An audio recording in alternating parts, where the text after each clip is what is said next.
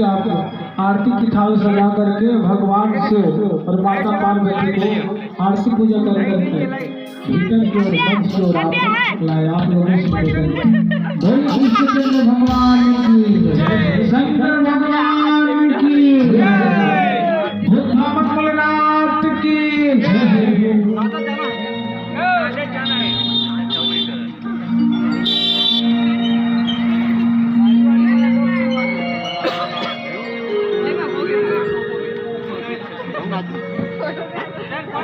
Apa?